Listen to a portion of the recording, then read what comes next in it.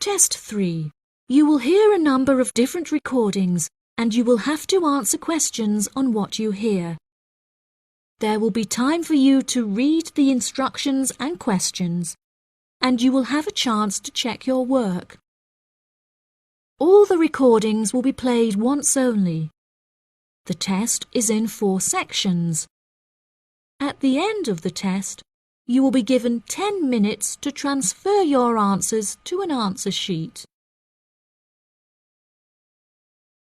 Now turn to Section 1. Section 1.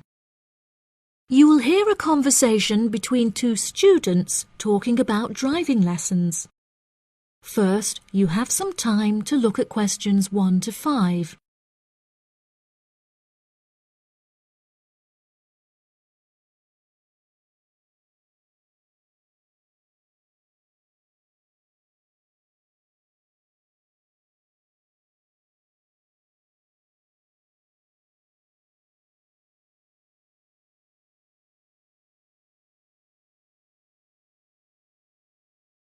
You will see that there is an example that has been done for you.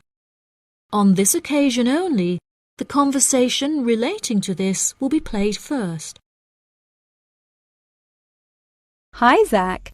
I heard you passed your driving test. Congratulations. Thanks, Olivia. I passed just last week. It feels great to be independent and driving on my own. I really want to take driving lessons, but I haven't been able to find a driving school that will give lessons during the weekends, so that I don't have to miss any classes at college. The woman wants to take driving lessons during the weekends, so weekends has been written in the space. Now we shall begin. You should answer the questions as you listen, because you will not hear the recording a second time. Listen carefully and answer questions 1 to 5. Hi, Zach. I heard you passed your driving test. Congratulations. Thanks, Olivia. I passed just last week. It feels great to be independent and driving on my own. I really want to take driving lessons, but I haven't been able to find a driving school that will give lessons during the weekends, so that I don't have to miss any classes at college. The driving school that I used was brilliant and really flexible with their teaching hours. It's really close to the school. The address is 67 Kings Road. That's 67 King '(S) Road. Oh, that's perfect. I don't like the idea of driving around busy streets.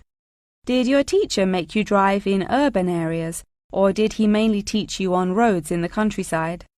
My teacher said that I had to learn on both in order to become a good and experienced driver. We would start in the city centre and then drive north above the city. He sounds like a good teacher. Would you mind giving me his contact details so I can ask him for lessons? Of course. My mother's friend Daniel Smith referred me to him. His name is Alan Sutcliffe. Could you spell the surname, please? Sutcliffe.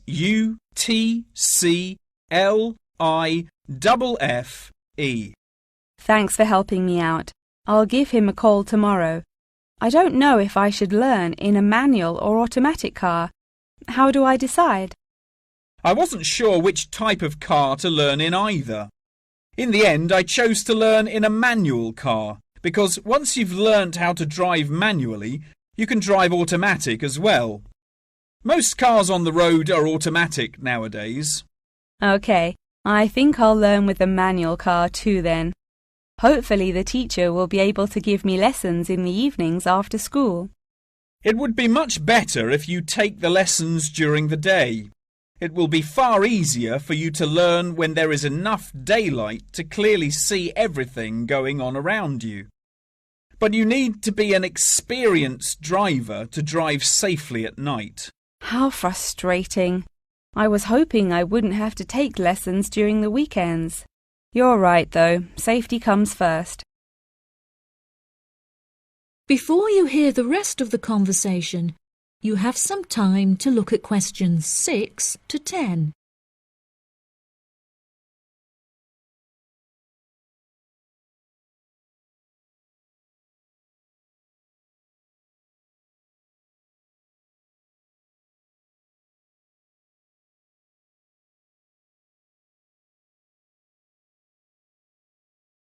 Now listen and answer questions 6 to 10. Speaking of safety, you should wait until summer to start learning. It's really difficult and dangerous to drive in the wind and rain as a learner, so you should definitely wait until the weather is sunny and dry. OK, that's perfect actually. It will give me some time to save up some money to pay for the lessons. Tell me about it. I had to work for months before I had enough money saved up. It was worth all the work when I finally got my driving licence, though. The whole process is so expensive. How much did it cost you in the end? Well, each half-hour lesson cost $30, and then the final test cost $50. In total, it cost me about $300. Gosh, it's pretty expensive. How did you find the test? Was it really difficult? No, it wasn't too bad, and the man was really calm and friendly. I knew that I would have to perform 2 parking manoeuvres during the test, so I practiced them a lot beforehand, and that really helped. The test used to last 40 minutes, but it changed a bit. For the first 20 minutes of the test, he gave me directions, and I had to just drive around, and then the last 10 minutes was for demonstrating the manoeuvres. So the test is 30 minutes in total. OK, great. I'll remember that. Do you have any more advice? It's really good to practice driving a lot outside of driving lessons as well. Whenever my parents were running errands on the weekends, I would offer to drive them. My driving teacher also told me to buy a notebook to write down everything that I've learnt in it, like a diary. Ha! That sounds boring, but I'll do it if it helps. I found it really useful. Before my test, I read through everything I had written down, and it reminded me of a lot of things that I had forgotten about. It's really helpful for the theory test as well, because there's so much information to remember for it. That's great, Zach. Thanks for your help. No problem. See you at school. Bye. That is the end of section 1. You now have half a minute to check your answers.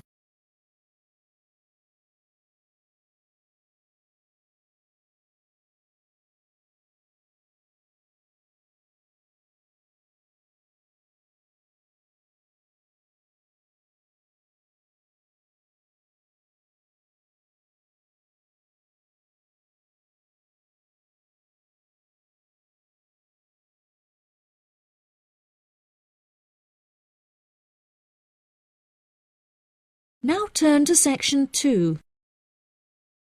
Section 2. You will hear part of a talk about Mount Rushmore given by a tour guide. First, you have some time to look at questions 11 to 15.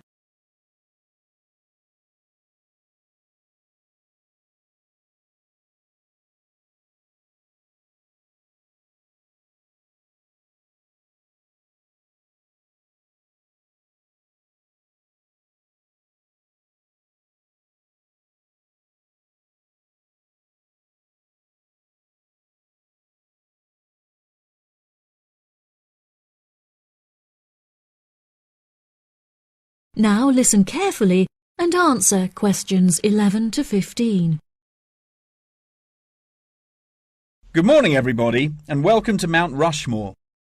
To start your visit, I'm just going to give you a brief account of the history of the memorial before letting you roam about on your own. I won't keep you long, okay? Mount Rushmore is South Dakota's top tourist attraction and features the heads of 4 United States presidents: George Washington, Thomas Jefferson, Theodore Roosevelt, and Abraham Lincoln. Each head is 18 meters tall, which is taller than the heights of 11 people combined. The sculptor initially wanted to depict the presidents from head to waist, but due to a lack of funding, the construction had to stop before this vision could be realized. In total, it cost the government $1 million to sculpt the heads at Mount Rushmore. Before the construction of the presidents' heads, the mountain was just bare rock and forest attracting only a few hikers a year.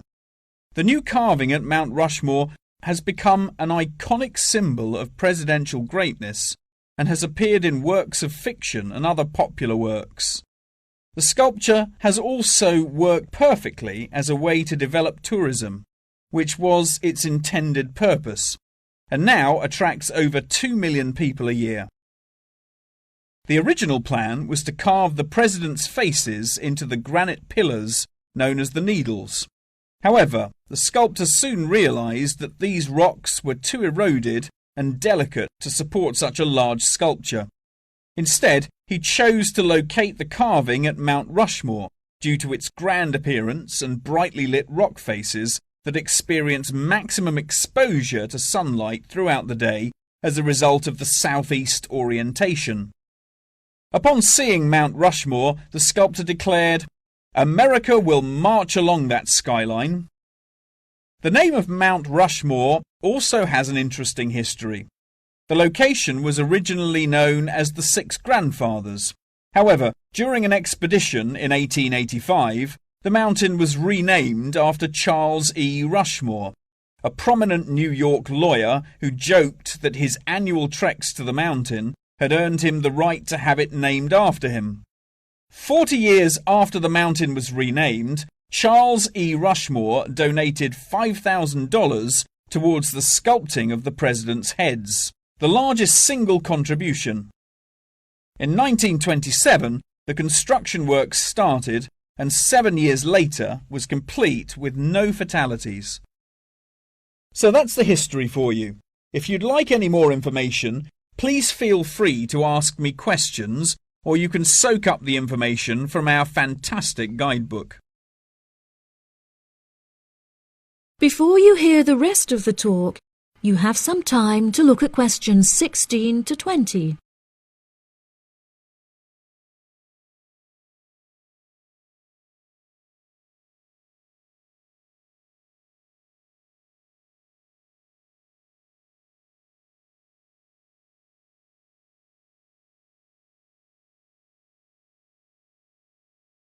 Now listen and answer questions 16 to 20. Now I'm going to give you a plan of the site, and I'd just like to point out where everything is so that you can explore everything for yourself.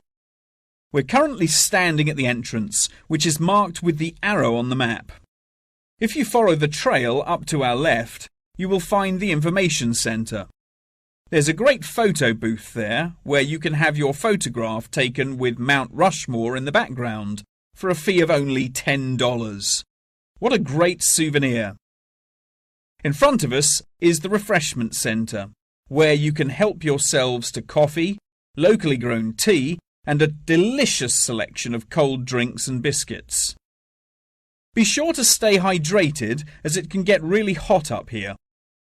To our right, not far up the trail, is the gift shop. Here we sell copies of the guidebook, and it's also the perfect place to pick up some small souvenirs for yourself, your family and friends. Now, further up the trail, behind the gift shop, is a big stone building with a workshop. This is where all of our souvenirs are made by hand, which you can purchase in the gift shop, like I said before. Some are even carved from pieces of rock taken from Mount Rushmore itself. If you carry on walking up the trail past the workshop, you'll find our state-of-the-art visitor centre, where you can find maps of the walking trails here at Mount Rushmore. Now for the real treat. After you have walked past the visitor centre, you can follow the trail up to the left, which will take you to our wooden shelter. From here you will have the best view of Mount Rushmore that there is, an experience not be forgotten. Right, if anyone wants a guided tour, then I'm starting at the information centre. If you'd like to follow me, this way please. That is the end of section 2. You now have half a minute to check your answers.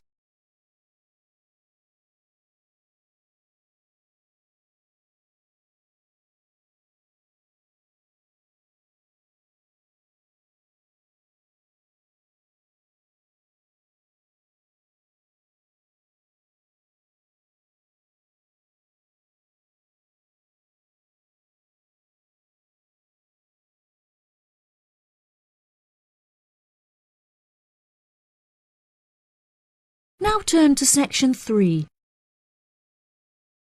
Section 3. You will hear a conversation between a professor and a student talking about taking a course. First, you have some time to look at questions 21 to 25.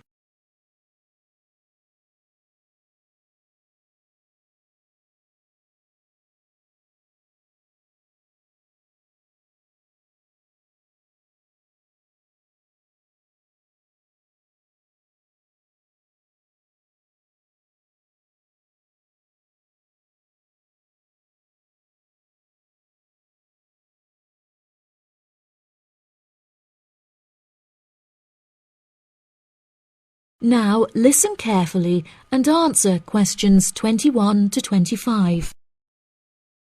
Excuse me, Dr. Twain. May I speak with you for a minute? Of course, please come in. I'm Charlotte York. I'm considering taking your course in tourism. Right. Well, Charlotte, how can I help you? I have been considering studying tourism. However, it is such an important decision that I would like to seek some advice about it first. Would you mind answering some of my questions? Absolutely. Fire away. Well, I have been discussing courses with my parents, and they are concerned that I will not be able to get a well-paid job with a degree in tourism. The reason that I want to study the course is that I have a great interest in the subject, and I think I would really enjoy it. I believe the only way that I will enjoy my life is if I enjoy my career. Happiness is far more important than money, don't you think? Absolutely. I would much rather be happy and poor rather than rich and miserable. Money cannot buy you happiness. I'm glad you agree. You needn't worry about money, Charlotte. A large part of the tourism course is dedicated to teaching students how to manage finances, a skill that you can apply to your everyday life as well. I would also recommend that you take a sideline course in time management, as this can be incredibly useful in efficiently planning your workload. Efficiency is the key to success. I'll remember that. Now, I have found that some students have natural talents that really help them to succeed in the course. Communication skills, for example, can be very beneficial. Do you have any strengths? Maths was always my favourite subject at school, so I really enjoy solving mathematical problems. However, I find statistics quite difficult. I have always been very capable and self-sufficient. I have a lot of confidence in my abilities and will take the initiative in situations without needing to depend on anyone else for their help. That's a really great quality to have and will be particularly useful if you choose to study tourism. That's great. I would recommend that you spend some of your time researching the course. A lot of people who are uneducated on the subject claim that tourism is a shrinking industry and that it will become irrelevant in the future. If you study the published research, however, you will see that the truth is quite the opposite. The industry has, in fact, grown significantly as people have developed an ever-increasing interest in culture and travel. Have you compared the university course with a polytechnic? Yes, I have. I was interested in studying the course in modules. However, the university doesn't offer that option.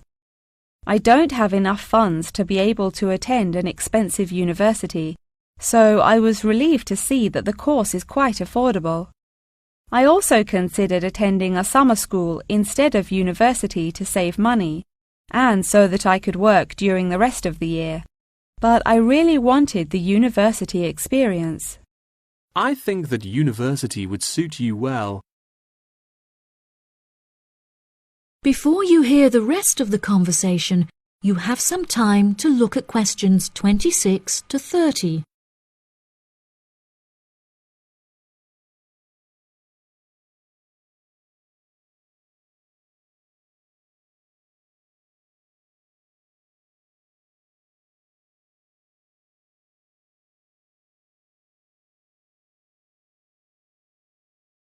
Now listen and answer questions 26 to 30. Now, What about the courses? Are you interested in any of the other subjects on offer? I have looked at a few. I was interested in travel and business as it sounds similar to tourism. That is really worth learning. However, be aware that it is difficult and will demand a lot of your time.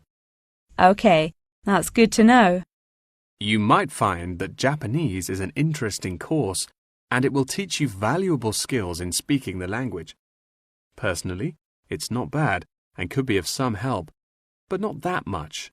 Okay, Japanese. Got that. What about medical care? Well, if you have time, the course will teach you a lot about curing diseases and illnesses or dealing with injuries outside, although it's not essential. So, okay, if it's useful, I'll take it. If you enjoy using technology and are worried about fulfilling the entry requirements, computing is very relaxed about the skills that applicants must possess. I'm terrible with computers, so I'm not sure that I would enjoy that course. How about public relations? Yes, I would recommend that course. It would be related to entering the tourism industry, as it will educate you on how to approach clients and develop associations with them. That's great. Thank you so much for your help. That is the end of section 3. You now have half a minute to check your answers.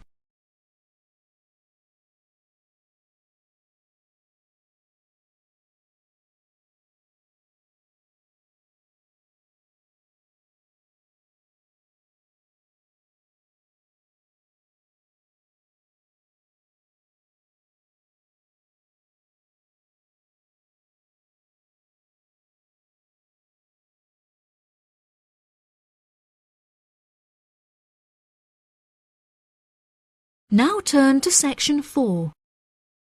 Section 4. You will hear a talk about the practice of company outsourcing. First, you have some time to look at questions 31 to 40.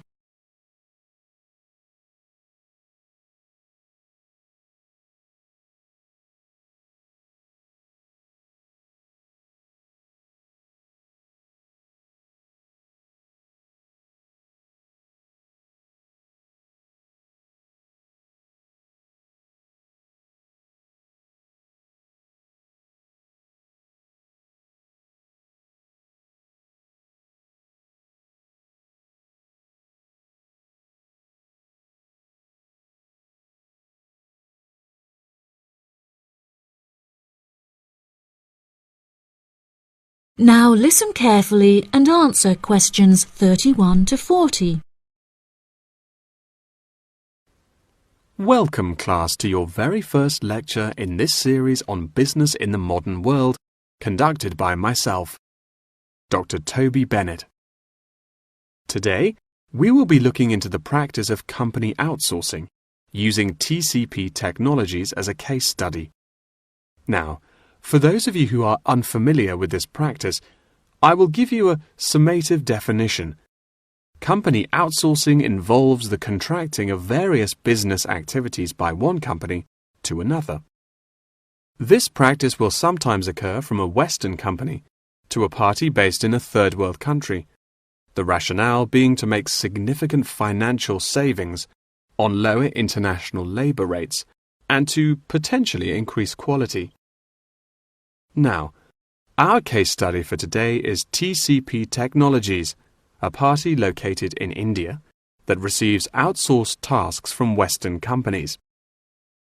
The manager of TCP Technologies is a man called Manjeet Khanna, who has personally developed a series of aims and philosophies by which the company is expected to operate.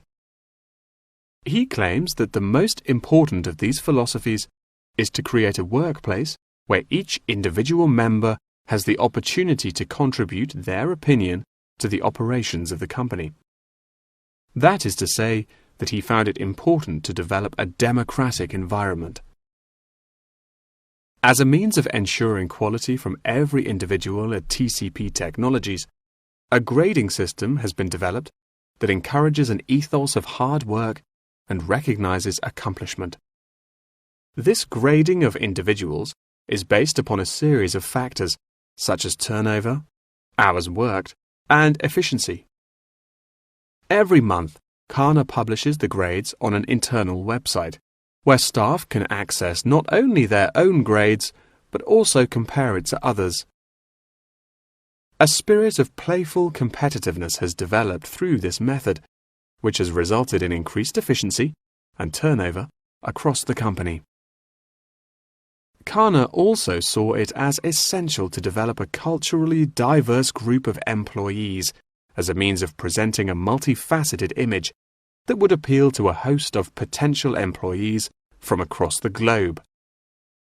This cultural openness has not only increased the quantity of incoming contracted opportunities by 7%, but has also benefited the company itself significantly. A level of transparency now exists that had not before been apparent.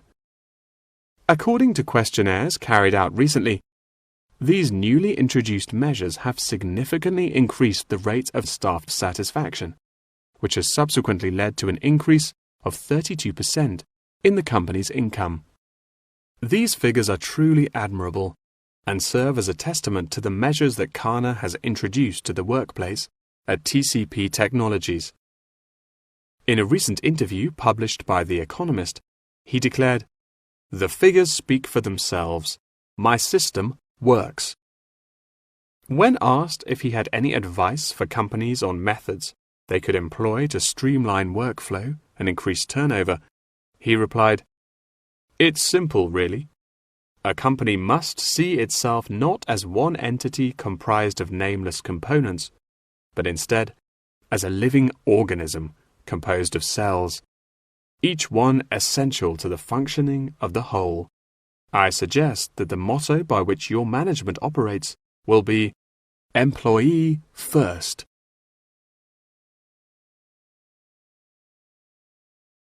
Many benefits have been reaped from the aforementioned changes in management style, such as a significant decrease in staff turnover. This improvement alone has solved many problems that had before stunted the growth of the company. A lot of these improvements came from the realization that the solution does not have to be produced internally, but can come from any other company. The grading system also immeasurably enhanced the dynamics of the company. The fact that this measuring system is solely produced for staff members and inaccessible by management means that it cannot be used as a judging criterion for promotion. It has proven itself a relaxed and informal means of stimulating workflow. When asked about specific features of his managing style, Kana mentioned that it is important for him to respond personally to any complaints filed by staff members. Having found the existing complaints process slow and ineffective, he introduced a new online system that created a direct line of communication between Kana and all employees of the company. The complaint form, dubbed by Kana as a ticket, eradicates the middleman, is easily accessible to all employees online, and has an interface that can be instinctively navigated. Any staff-related complaint, such as those relating to air conditioning and food quality, can be submitted directly to Kana via this online system.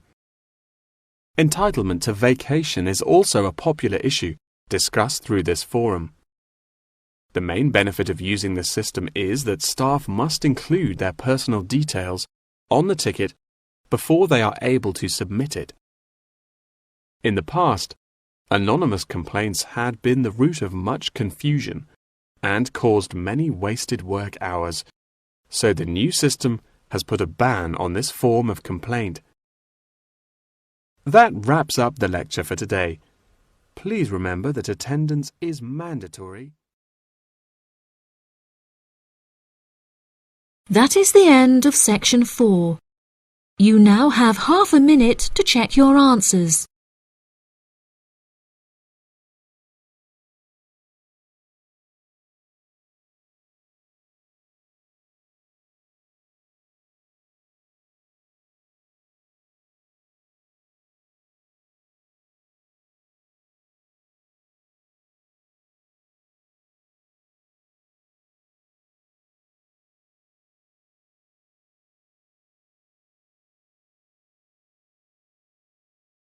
That is the end of the listening test. In the IELTS test, you will now have 10 minutes to transfer your answers to the answer sheet.